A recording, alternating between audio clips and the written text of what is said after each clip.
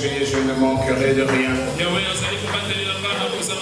Il me fait reposer dans les verts pâturages. Il me dirige près des eaux paisibles. Alléluia. Il restaure mon âme. Il me conduit dans les sentiers de la justice. À cause de son nom. L'Éternel est mon berger. Je ne manquerai de rien. À toi l'honneur et la gloire et la magnificence, ô Seigneur.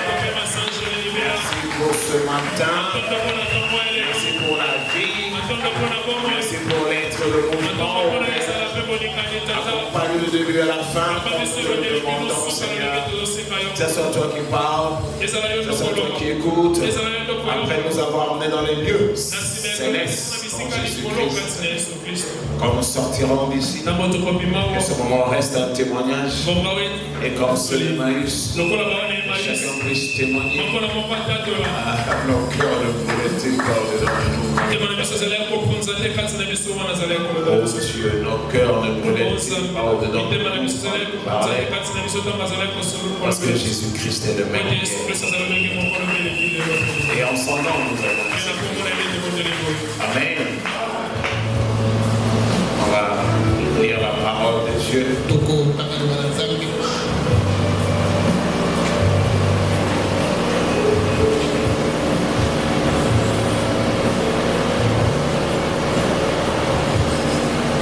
Nous sommes dans Matthieu, n'est-ce pas?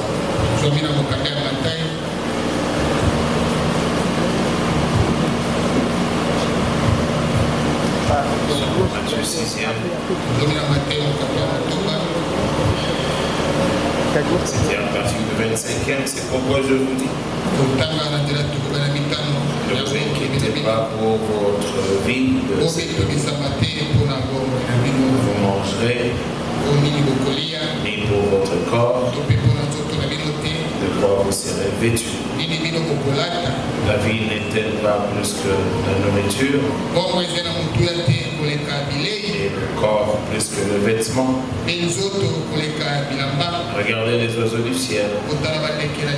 Ils ne sèment ni ne moissonnent, et ils n'amassent rien dans les greniers, et votre Père Céleste les nourrit. Ne valez-vous pas beaucoup plus qu'eux?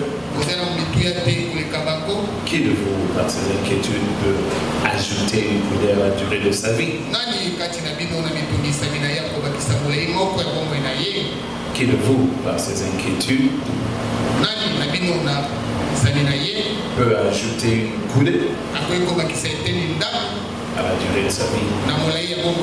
Que le Seigneur bénisse dans les deux savoir de maître. Gardez vos Bibles ouvertes, nous poursuivons la lecture. Et pourquoi vous inquiétez au sujet du vêtement? Considérez comment croissent les lignes des champs. Et il ne travaille ni ne fit. Cependant, je vous dis que Salomon, même dans toute sa gloire, n'a pas été vêtu comme l'un d'eux. Si Dieu revêt ainsi l'herbe des champs, qui existe aujourd'hui et qui demain sera jeté au four, ne vous vêtira-t-il pas à plus forte raison, gens de peu de foi? Ne vous inquiétez donc et ne dites pas que mangerons-nous, que boirons-nous, de quoi serons-nous vêtus? Car toutes ces choses, ce sont les païens qui les recherchent.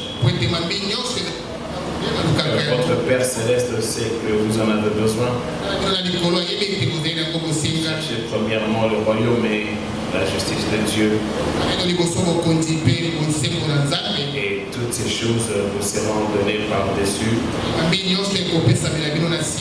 Ne vous inquiétez donc pas du lendemain, car le lendemain aura soin de lui-même. À chaque jour suffit sa peine. Amen. Je voulais juste exhorter un moment, parce que ce n'est pas moi qui prêche ce matin. Alors je voulais juste boucler, prendre même 15 15-20 minutes. Je crois que c'est notre défi ici depuis que nous échangeons de cette parole bénie. Nous voulons découvrir comment nous marchons avec le Seigneur. Et je crois que nous prenons ce que nous entendons au sérieux. Nous avons dit que c'est 2026 et on veut que les choses soient différentes. On veut marcher différemment pour expérimenter plus du Seigneur, avoir plus de Dieu en nous et aussi écouter attentivement. Nous découvrons que quand nous expérimentons le surnaturel, ce n'est pas un effet de hasard, ce sont des expériences programmées pour une raison. Cette raison-là, je voulais vous la lire ici, même si c'est vrai que nous lisons souvent cela, mais nous voulons répéter. Une fois, je vous ai lu cela dans le mariage et divorce. Mais ici, nous sommes exposés de cet âge de l'Église. Le prophète dit ceci, en rapport avec chercher d'abord le royaume et sa justice. On s'est convenu. Disons, on ne s'est pas convenu. Nous avons découvert que nous n'avons pas de justice. Parce que le Seigneur nous défie disant si votre justice ne dépasse pas celle des pharisiens, alors vous n'entrerez pas dans le royaume. Il est question d'entrer dans le royaume, mais il faut manifester une certaine justice. Mais nous qui sommes construits dans le péché, dans l'iniquité, comment pouvons-nous manifester une quelconque justice? C'est alors que nous sommes allés à la croix. Nous sommes allés à la croix et nous avons découvert que notre sacrifice à nous avait, comment dire, du sang qui pouvait revenir sur l'adorateur. On s'est dit ça au cours de la semaine, que les autres, ceux qui nous ont précédés, demeuraient toujours adultères, demeuraient toujours voleurs ou impudiques, ne changeaient pas de vie parce que leur sacrifice avait un type de sang qui ne faisait pas qualité. Pour revenir sur la mais celui, notre sacrifice à nous, lui, il ne vient pas couvrir, il vient plutôt ôter. Et c'est par lui que nous manifestons cette justice. Quand il a dit chercher d'abord le royaume, parce que la vie de l'homme c'est consommer, la vie de l'homme c'est s'habiller, la vie de l'homme c'est avoir un logis, c'est ça la vie. C'est ça le fondamental. C'est ça son quotidien. Et c'est là où réside effectivement nos inquiétudes. Et il nous fait voir que les autres cherchent par eux-mêmes. Mais par contre, toi et moi, pour avoir du pain, tu dois intercéder. Pour avoir de quoi construire ton corps, tu dois intercéder. Par là, il y a une raison. La raison de cette croissance spirituelle. Alors, une croissance d'après l'âge. N'est-ce pas? Une croissance d'après l'âge. Nous avons une mission. Nous devons atteindre un lieu, un niveau qui permettra à Dieu de boucler le programme du plan de la rédemption. On a vu ça. que nous, ce n'est pas la justification. Ce n'est pas la sanctification. Ce n'est pas le baptême. C'est tous ces éléments à réunir. Parce que le projet aujourd'hui, la raison de cette saison, c'est que Dieu doit nous amener à la plénitude de la divinité.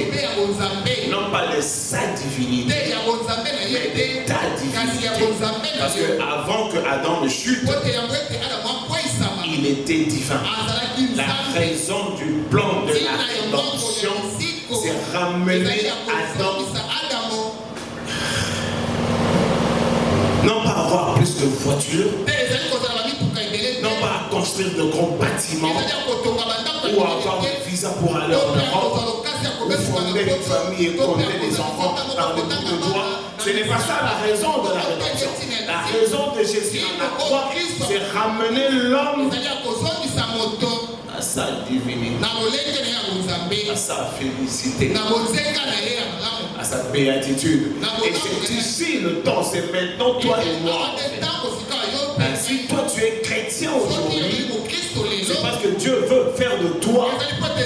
Ou alors c'est qu'il devait faire à Adam, mais il le fait par toi. C'est-à-dire faire venger Adam du fait de sa chute. Et c'est toi qui atteins le moment de cette vengeance-là. Et on a découvert que c'est pour tout le monde. Hein? On a découvert qu'en Christ, il y a une homme et une femme. Et c'est pour l'homme et c'est pour la femme. Donc tous, ils nous ramènent à ça. Mais il faut des expériences. Ce n'est pas pour rien qu'il dit les autres peuvent aller. Ils peuvent chercher par eux-mêmes et trouver. Parce qu'il n'y a pas de projet sur eux. Mais sur toi, il y a un projet. Laissez-moi lire. Je vais prêcher. Bon, il dit ici, voici ce que j'essaye de vous dire. La loi de la reproduction. Je suis à la page 163, c'est un exposé. C'est l'ange qui parle. Ce n'est pas un grand docteur en théologie qui parle à un étudiant. Voici ce que j'essaie de vous dire. La loi de la reproduction veut que chaque espèce se reproduise selon son espèce.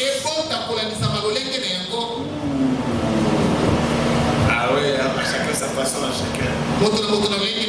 Chacun sa façon. Vous allez voir un pécheur se vautrer dans cette débauche. Chaque espèce. Quand vous le verrez adorer, apprécier le monde, laissez-le.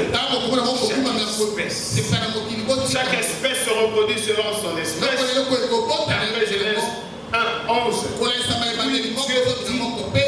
Que la terre produise de la verdure, de l'herbe portant de la sémence, des arbres fruitiers donnant du fruit selon leur. Psaume 1er, hein? Il est comme un arbre planté prenant courant. Un fruit dans et nous avons décelé, nous, la saison de l'adoption. La sorte de vie qui était dans la sémence est apparue dans une plante pour se transmettre ensuite dans un fruit.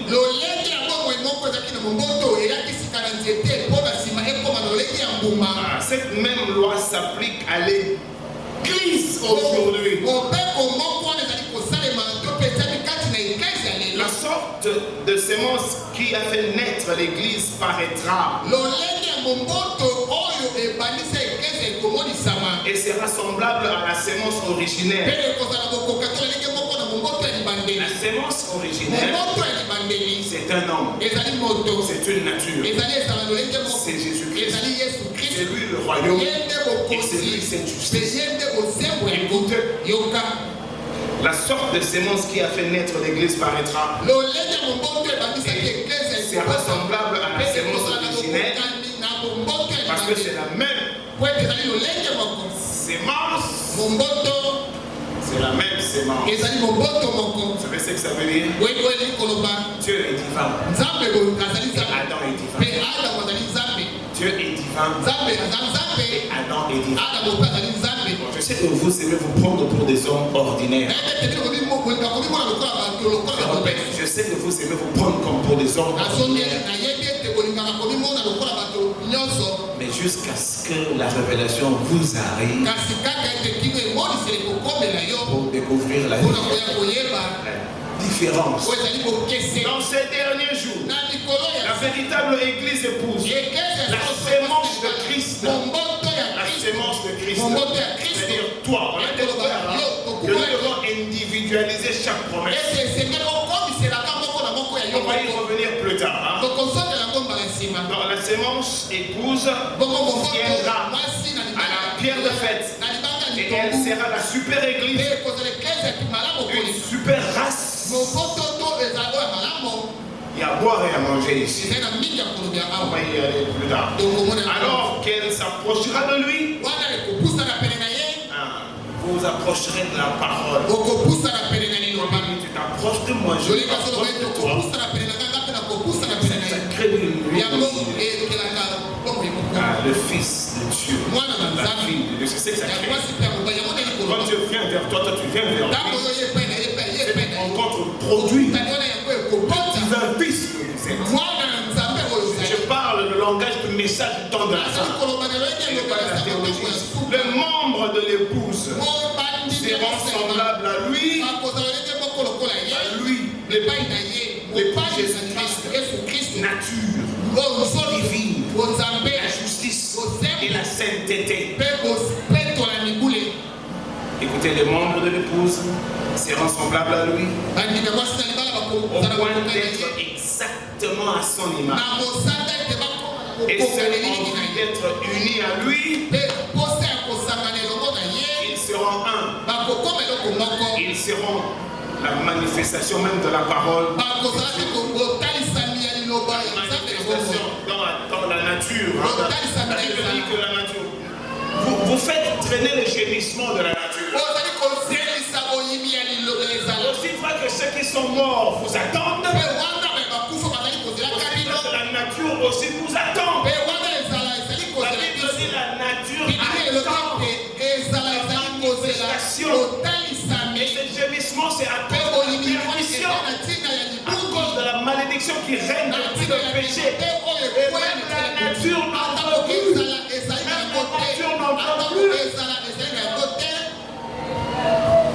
Mais c'est toi et moi. Tout dépend de toi et moi pour que Dieu mette fin à ce projet. Ça a commencé depuis la chute de l'Éden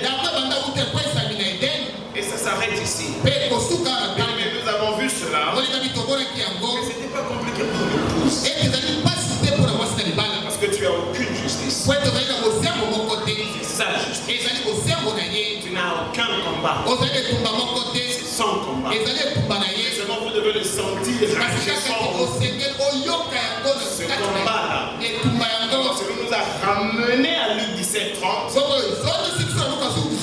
pour découvrir que le Fils de l'homme, alors que les églises ne l'attendent pas, mais l'épouse l'attend. Pourquoi nous avons découvert que Luc 17, c'est en passant, c'est-à-dire Malachie 4 arrivant, a activé Luc 17 et a secoué Apocalypse. Nous devons comprendre la raison de la végétation ou alors la présence du Fils de l'homme au milieu de nous. Comme je l'ai dit, c'est pas moi qui. Donc, est-ce qu'on peut se lever?